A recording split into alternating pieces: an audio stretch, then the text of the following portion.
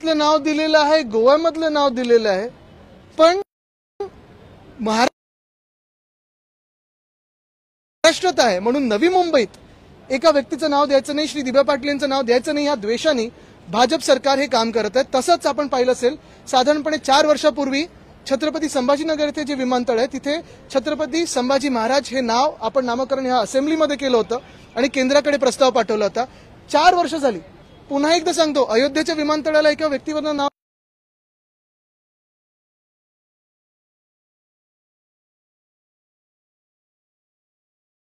दिलेलं आहे। गोव्यातल्या जे मोपा एअरपोर्ट आहे तिथे मला वाटतं जे भाजपचे एकनिष्ठ कार्यकर्ते होते आणि तिकडचे मुख्यमंत्री होते मनोहर पर्रिकर साहेब, त्यांचं नाव दिलेलं आहे। पण महाराष्ट्रात छत्रपती संभाजी महाराजांचं नाव की श्री दिब्या पाटलांचं नाव आपण देत होतो म्हणून त्या द्वेषापोटी केंद्र सरकारने महाराष्ट्रावर अन्याय करायचा म्हणून ही नावं 4 वर्ष आणि 2 वर्षात झाली मंजूर केलेली नाहीत। हा नक्की द्वेष महाराष्ट्रावर एवढा का आहे? तयार होऊन कामं का प्रलंबित तुम्ही उद्घाटन ठेवताय आणि जी कामं तुमची नाहीत त्याचं क्रेडिट घेण्याचा का प्रयत्न करताय? हा एक विषय तर झालाच, पण दुसरा महत्त्वाचा विषय आपल्या समोर आलाय की नाही मला माहिती नाही। मुंबई महानगरपालिकेचे जे प्रशासक आहेत आणि काही एएमसी आहेत त्यांची बदली ही ओव्हरड्यू आहे, 4 वर्ष झालेले आहेत। तसंच पुणे महानगरपालिका हे जे प्रशासक आहेत, माझ्या कानावर जे आलेलं आहे, काही मंत्री खोके सरकारमधले तर बोली लावतायत त्या ती पदं देण्यासाठी आणि जे आत्ताचे प्रशासक आहेत त्यांना सांगतात ही लवकर कामं आटपा, एवढे खोके आम्हाला पाहिजेत तरच तुमची बदली होईल। इलेक्शन कमिशनकडून सूचना आलेली आहे की यांची बदली ताबडतोब झाली पाहिजे, तरी देखील घटनाबाह्य सरकार हे काम का नाही करतंय? इलेक्शन कमिशनचं का अपमान करतंय मला माहित नाही। मराठा आंदोलन सुरू आहे त्यामध्ये कुठेतरी उद्धव ठाकरे आणि शरद पवार यांनी दिलेल्या स्क्रिप्ट आहे ते मनोज जरांगे पाटील वाचत असं म्हटलं नाही। मला एक विचारायचं आहे की आपण पाहिलं असेल मागच्या अधिवेशनात जे आरक्षण दिलं हे आरक्षण आपण देणार होतो हे सगळ्यांना माहिती होतं, तरी देखील मग पहिलं जो जालन्यात लाठीचार्ज झाला, जी डोकी फोडली गेली, ते त्याच्या मागचा जनरल डायर कोण, मुख्यमंत्री की 2 उपमुख्यमंत्री, हे अजून लोकांसमोर आलं नाहीये। बरं, ते सगळं झाल्यानंतर आपण पाहत असाल दिल्लीत जे शेतकऱ्यांचं आंदोलन असेल ते किंवा इथे जे आता मराठा समाज पुन्हा एकदा आंदोलन करत ते ह्यांना लेबल का लावली जातात? काल परवाकडे पण एक कॉन्ट्रॅक्टर कोणतरी आहेत भाजपाचे, ते बोललेले आहेत की उपकार आहेत आमचे तुमच्या समाजावर वगैरे। हे कसलं म्हणजे समाजावर कोण उपकार करू शकतं का?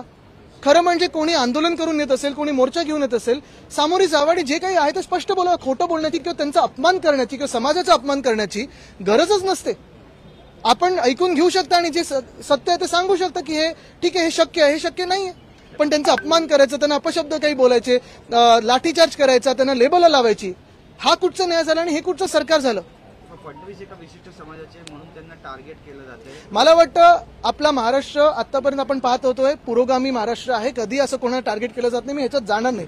पण मुख्य गोष्ट हीच आहे, पुन्हा मी सांगेन, पुन्हा सांगेन मी की कुठच्याही समाजाचा अपमान करण्याची गरज नाहीये, कोणालाही अपशब्द किंवा लेबल लावण्याची गरज नाही। जसं आता शेतकऱ्यांना दिल्लीत जे चालत परवाच भाजपातलं कोणतरी बोललं ते अर्बन नक्सल आहे, हे तसंच मला वाटतं थोड्या दिवसांनी आपण पाहिले प्रत्येक कोणी आंदोलन करेल अशीच लेबल लावली जातील, गरज नाहीये।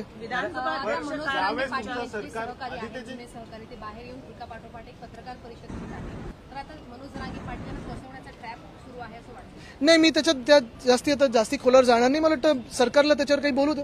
जरांगे पाटील ज्या पद्धतीने राहुल नार्वेकर गेले 2-3 दिवस जात आहेत, काय तुमचं म्हणणं आहे त्यावर? ते आरोप करतायत की मतदारसंघात साधी कामं सुद्धा झालेली नाही। मला वाटतं त्यांना सांगितलेलं लोकसभेसाठी तयारी करा, पण असो ते जरी असलं तरी चांगलं आहे। मी इतरांना पण सांगेन की प्लीज येऊन बघा, कारण पालकमंत्री तर प्रत्येक आठवड्यात गल्लीत फिरत असतात, स्वतःच्या मतदारसंघाकडे जरी त्यांनी दुर्लक्ष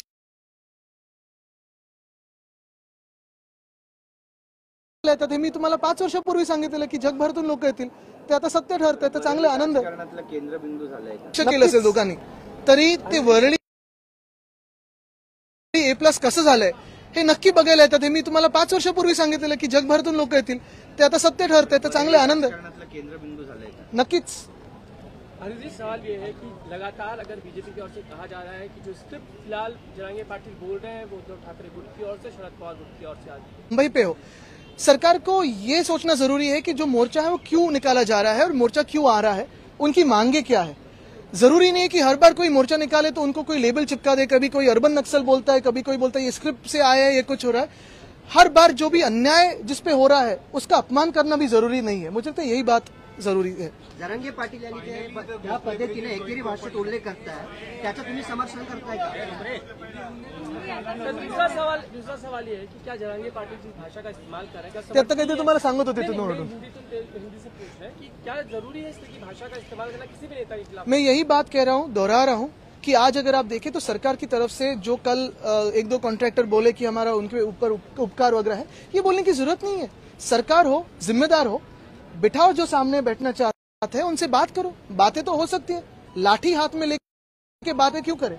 सरकार ने 10% गोखले इंफ्रास्ट्रक्चर प्रोजेक्ट्स पेंडिंग है. गोखले ब्रिज भी आधा जो पूरा किया गया है वो अभी तक खुला नहीं है. जो आधा नहीं खुला है वो उसमें कंस्ट्रक्शन में भी प्रॉब्लम्स है. तो क्या ये सब मुद्दे आप उठाएंगे? बिल्कुल हम उठाना चाहते हैं, क्योंकि अगर आपने देखा होगा तो पिछले 7-8 महीनों में काफी सारे इंफ्रास्ट्रक्चर वर्क्स के बारे में हमने बातचीत करी है.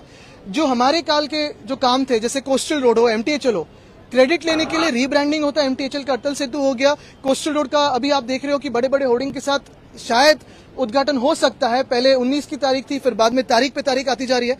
लेकिन जो उनका काम नहीं है उसका श्रेय लेने की बात हो रही है. लेकिन जो भी गोखले पुल हो, फिर वो डोमेस्टिक एयरपोर्ट का फ्लाईओवर हो, या फिर पुणे में रूबी हॉल क्लिनिक से लेकर रामबाड़ी तक की मेट्रो हो, या टर्मिनल 2 की उनकी इमारत हो, जो भी काम तैयार है वहां अनावरण नहीं हो रहे, ना उद्घाटन हो रहे. यही बात है कि क्रेडिट छीनने की बात हो या चुनाव के नजदीक जाने की बात हो, मुझे लगता है यही सोच ये सरकार कर रही है. जनता की जो तकलीफ है वहां नहीं देख रही है. ये जो ठाकरे गारंटी है हमारी कि कोस्टल रोड पूरा होगा, वो तो हो चुका है. लेकिन पिछले साल जो रास्तों के काम हो चुके थे, जो भूमि पूजन हुआ, एक भी रास्ता आज पूरा नहीं हुआ है. अगर आप देखें तो गोखले पुल के भी बारे में, बर्फी वाला पुल से जो मिलता है, जो लेवल है, वो मिलती नहीं है. परसों मैंने ट्वीट किया कि गोखले पुल 1 हफ्ता लगभग तैयार है, लेकिन उद्घाटन नहीं हुआ क्योंकि जो हमारे अनकॉन्स्टिट्यूशनल सीएम साहब है उनको समय ही नहीं लोगों के लिए.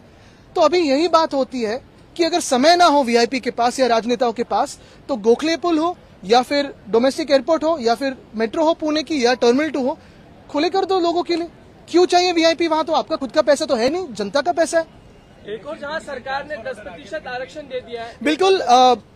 मुंबई म्यूनिसिपल कमिश्नर हो, पुणे म्यूनिसिपल कमिश्नर हो, 4 साल तो हुए, लेकिन इलेक्शन कमीशन ने उनकी ट्रांसफर्स की ऑर्डर निकाली है, सरकार नहीं निकाल रही. क्या गफलत है? मुझे लगता है कोई ना कोई बिडिंग चल रहा है उसमें पोस्टिंग के लिए. ऐसे मेरे कान पे आया, अगर गलत हो तो आप बता दीजिए.